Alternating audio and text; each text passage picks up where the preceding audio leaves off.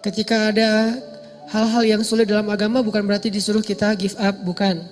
Tapi disuruh kita untuk terus berusaha, jangan menyerah. Karena emang gak akan berhasil sekali, maksudnya kayak gitu. Kalau kalian pengen istiqomah sekali, gak akan berhasil. Coba lagi, gagal, ulangi lagi, terus saja. Sampai benar-benar sampai di level istiqomah. Kayak dulu kalau misalnya kita suka ngabisin waktu yang agak-agak kurang berkualitas sih, kayak main game gitu. Awal-awal main game kan langsung baru pertama main udah kalah ya. Terus nyoba lagi naik level, kalah. Nyoba lagi level 2 menang, level 3. Sampai akhirnya kita bisa tuntasin tuh game. Ini kenapa dalam urusan kayak gitu kita entertain, kita bisa begitu istiqomah, komitmen banget, kekeh gitu.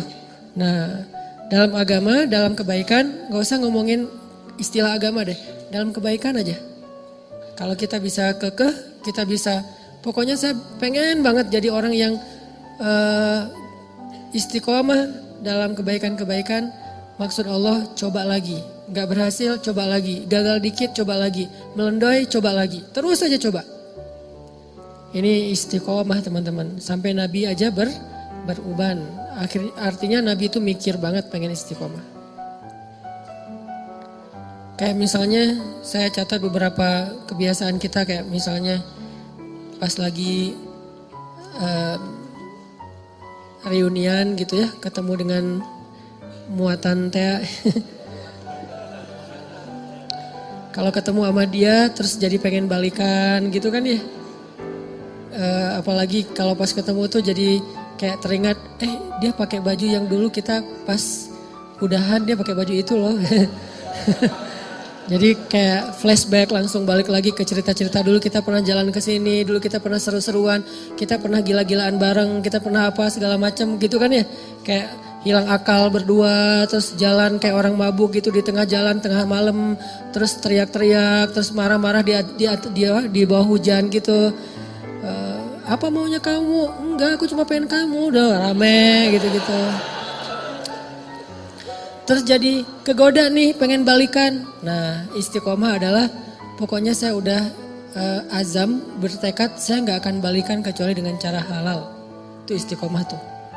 Dia kayak ngasih harapan lagi gitu. Mulai akun lo apa sih gue pengen ngefollow. Mulai ada cari-cari harapan, ngasih-ngasih harapan gitu. Mulai caper-caperan, mulai basa-basi lagi. Ada sinyal-sinyal pengen balikan. Tapi kita tahu dia gak mau serius. Arti serius dia gak pengen halal, cuman pengen seru-seruannya doang. Berarti istiqomah di sini adalah saya gak bakalan balikan kecuali dengan saya terima nikahnya kamu. Kamu ambil deh cincinnya, pakai Bruno Mars lah pokoknya. Marry you. Kalau lo pengen balikan, ya udah ambil cincin ini kita nikah aja. Terus habis itu kita bisa seru-seruan, gila-gilaan habis nikah. Nah ini namanya istiqomah nih. Gak mau balikan kecuali dengan cara terhormat. Terus kayak lagi punya duit, ngelihat ada teman kita kayak bedah plastik gitu, apa bibirnya pengen disuntik, jadi lebih tebal misalnya kan ya, kan lebih keren, lebih seksi gitu. Gue berapa sih kalau mau pengen nebelin bibir? Oh cuman 7 juta. Wah gue ada nih uang hadiah ulang tahun gue dari nyokap misalnya 5 juta, terus dari ayahnya 5 juta, 10 juta nih. Bisa nih kayaknya gue suntik-suntik bibir biar lebih tebal gitu, kayak siapalah gitu, gak usah disebut namanya. Nah ini kan godaan ya, kita bisa tapi gak boleh, itu kan godaan banget tuh. Kalau pengen tapi gak bisa, ini gak terlalu ngegoda sih. Pengen dan mampu itu godaan banget tuh. Pengen tapi gak mampu, ya sabar aja. Gue sabar orangnya, kenapa? Gak bisa juga, gak mampu gitu. Tapi kalau bisa, mampu, kayaknya udah gak ada masalah, kita masih nahan, berarti istiqomah insya Allah. Jalan nih, duitnya sih nipis, tapi jalan bareng teman-teman. Lihat Onitsuka gitu kan ya, wah nih modelnya warnanya gua banget nih. Misalnya dia senang warna-warna tanah gitu, warnanya, ini coklat nih Onitsuka, terus lagi ngetren gitu kan, anak-anak SMA pada pakai, teman-teman sekelas pada pakai, semuanya Onitsuka, kecuali saya sendiri yang masih pakai apa gitu kan ya, yang lain pada Onitsuka pengen beli, tapi nggak ada cash, nggak cukup juga duitnya, harus nyicil, jangan deh tabung dulu sampai bisa beli tanpa harus nyicil misalnya. Ini orang istiqomah. Dia punya prinsip. Tapi prinsip itu berlaku untuk dirinya. Nggak dia paksain untuk orang lain. Karena ketika prinsip hanya dipaksakan kepada orang lain, dia tuh jadi orang yang nggak nyaman buat orang lain. Udah nggak asik lagi. Kalau prinsip itu dia paksain buat dirinya, ke orang lain dia lebih kayak tadi tuh toleran, dia paham, mengerti, pengertian ke orang lain, semua orang berproses. Itu dia tetap orang soleh dan asik. Orang jadi nggak asik tuh kan gara-gara memaksakan prinsip ke orang lain ya. Padahal dia sendiri juga belum kayak gitu. Nah, jangan maksain, tapi kita contohin, kita bikin itu sesuatu yang buat dia pengen.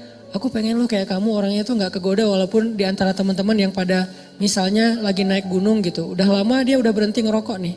Pas kali-kalinya lagi pengen ke gunung, dingin, yang lain pada udah coba aja sebatang. Enggak lah, gue mah daripada ngerokok mending gue permen aja deh gitu misalnya. Ini istiqomah kan, dia udah komitmen gak bakalan ngerokok lagi karena kata dokter itu gak sehat untuk dia. Dia pernah sampai masuk rumah sakit gara-gara itu. Udah dia azam, dia bertekad gue berhenti ngerokok. Teman-temannya semuanya ngerokok, dia gak akan nyalahin orang lain. Kalau lain ngerokok enggak. Yang penting saya udah gak lagi sekarang. Soalnya dia mungkin pakai bahasa-bahasa yang lebih santai lah. Kata dokter udah gak boleh, soalnya gue ada kayak paru-paru gitu.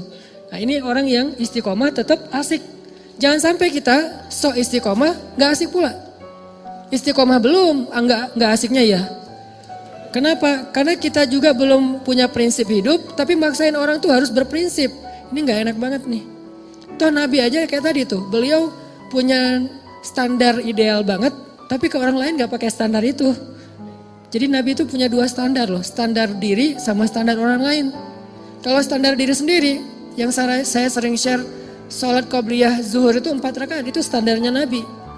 Tapi begitu sholat qobliyah zuhurnya depan orang lain, pakai standar orang, 2 rakaat aja deh yang ringan. Standar Nabi, tahajud itu 1 rakaat 5 juz, 5 juz 1 rakaat. Tapi kalau sholatnya bareng dengan orang lain, bacanya yang ringan-ringan aja deh. Al-Muluk aja dibagi 2 misalnya. Sesekali doang Al-Muluk dibaca 1 utuh, 1 rakaat. Kenapa? Karena Nabi itu orangnya soleh, asik. Solehnya ke diri, ke orang lain asik. Bukan ngebiarin ya, tapi gak maksain. Bukan ngebiarin tapi gak maksa. Apalagi bukan cuma gak maksa, kadang-kadang belagu lah gitu. Merasa udah paling keren sendiri gitu di antara teman-temannya. Padahal dulu dia juga berproses. Ini istiqomah teman-teman. Yuk kita belajar satu hal aja dulu. Coba kita latih. Bisa nggak kita komitmen dengan satu program kita nih. Saya tahun 2018 pengen program misalnya berat badan nggak boleh lebih dari, kalau saya karena tingginya sekian misalnya berat badan sebutlah maksimal 65. Idealnya sih 60. Kalau udah lebih 60 berarti saya udah gak istiqomah.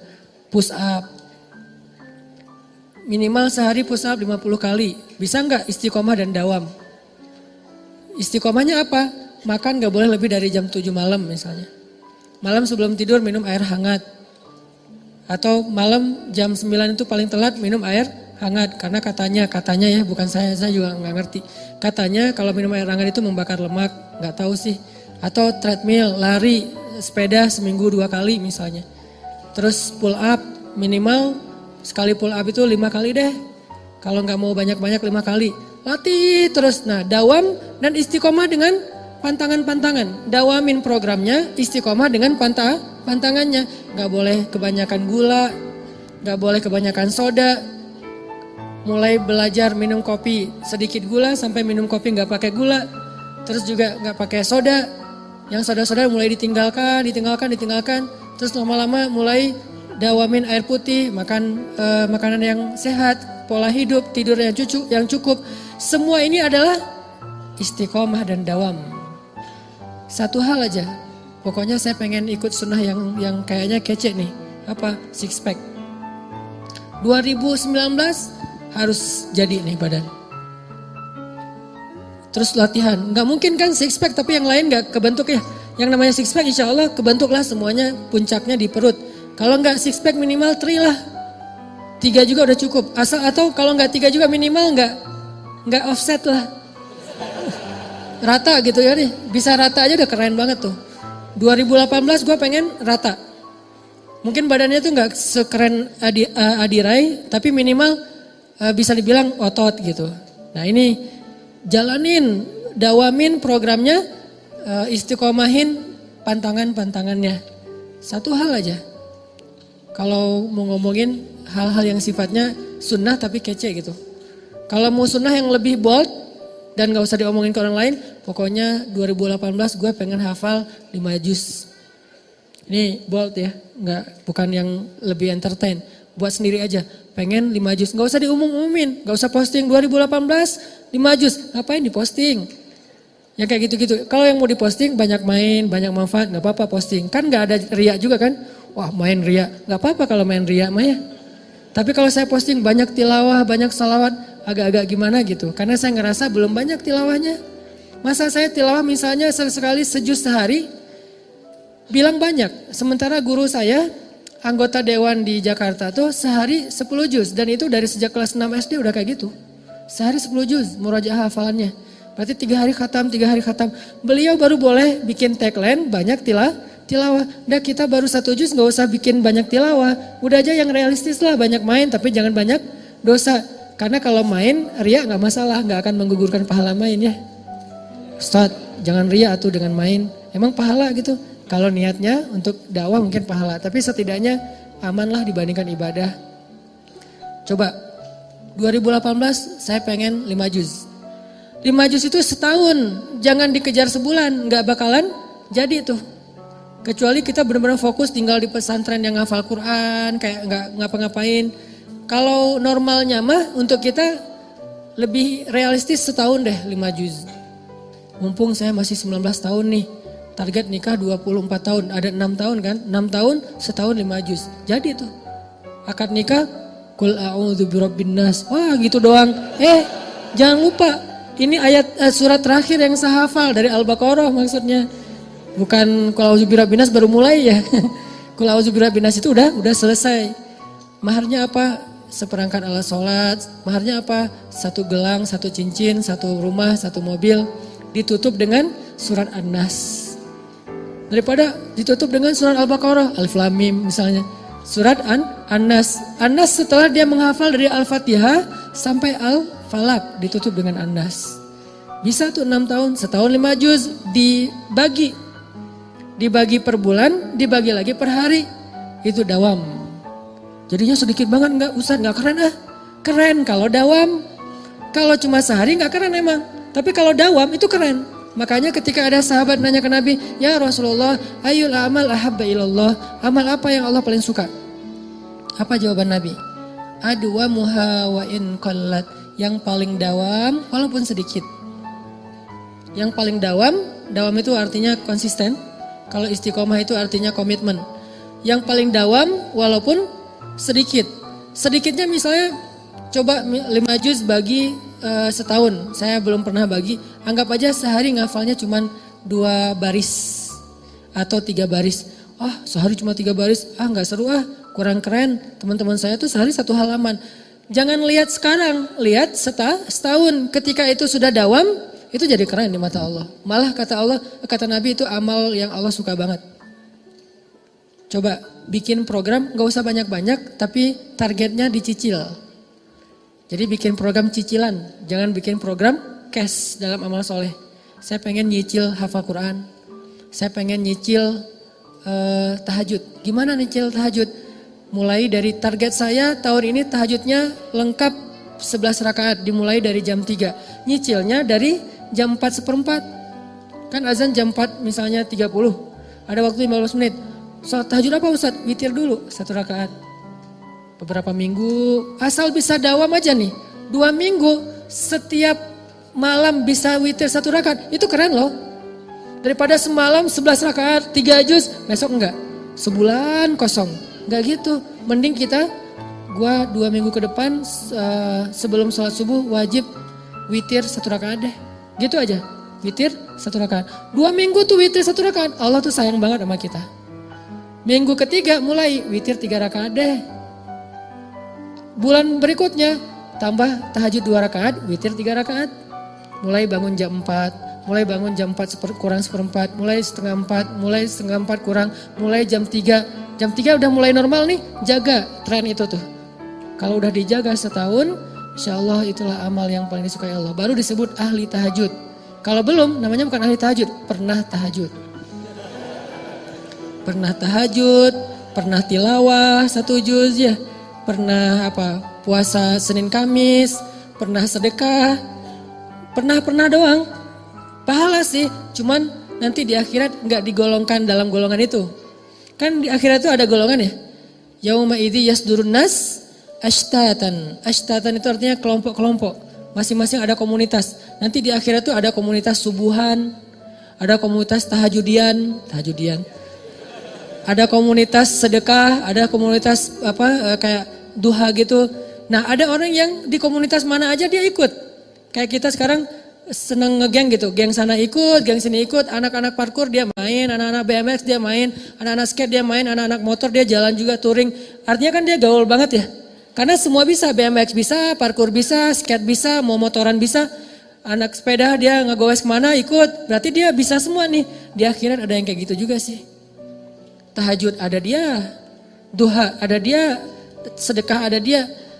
Yang parah gak ada di mana-mana. Sendiri doang nih. Kenapa bisa sendiri? Karena dia pernah tahajud, pernah duha, pernah sedekah, pernah tilawah. Bukan ahlinya. Lihat ahli dengan pernah bedanya? Dawam dan istiqomah. Jadi kalau kita pengen punya komunitas nanti di Padang Mahsyar, komunitas tuh beda loh treatmentnya sama sendiri. Komunitas tuh biasanya dapat banyak kemudahan nanti di Padang Mahsyar. Kenapa? Saling mentestimoni gitu.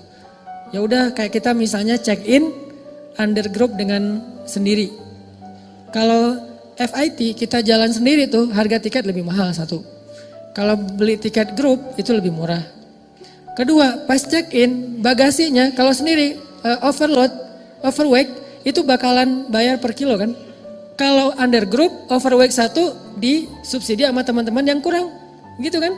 Nah itu logika sederhana di akhirat juga gitu. Kalau kita overweight dikit nanti udah deh ntar saya gantiin. Atau misalnya harga tiketnya kemahalan tuh masuk surga, gak apa-apa kalau beli grup lebih murah.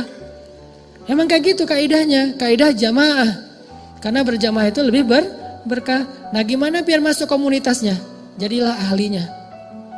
Gak bakalan jadi ahli kalau cuman pernah. Walaupun pernahnya tuh, saya pernah tuh, kayak saya pernah sholat tarawih semalam 10 atau 15 juz di Mesir. Pernah tapi gak berulang, kapok, sekali doang. Itu juga gak sengaja diajak sama guru saya, Hanan yuk ikut tarawih, imamnya bagus. Kan saya kayak imam hunter gitu kan, mencari-cari imam yang keren gitu, yang bacaannya bagus saya cari tuh. Enak soalnya, dan saya pasti milih softnya di luar masjid.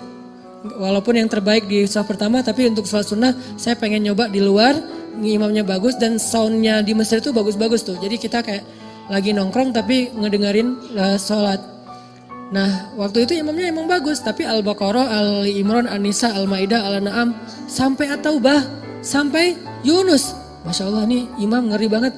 Tahajud dari mulai habis Isya, selesainya gak sempat makan sahur. Antara 10 sampai 15 juz. Cuman sekali doang. Dan nyesel pula tuh. Gak tahu berpahala apa enggak nih. Nyeselnya kayak saya jadi... Pas saya baca cerita Abdullah bin Mas'ud yang sholat di belakang Nabi terus dia kayak nyesel gitu, saya kebayang karena saya juga pernah ngerasain kayak gitu. Sholat di belakang Nabi nih Abdullah bin Mas'ud. Pertama enak lama-lama kok lama banget nih nggak ruku-ruku. Lama-lama Abdullah mengatakan tahu gini saya nggak akan ikut dari awal. Dia ngebatin kayak gitu. Saya juga kayak gitu pas saat tahajud. Tahu gini saya nggak mau ikut sama Syekh. Pas pulang gimana Hanan?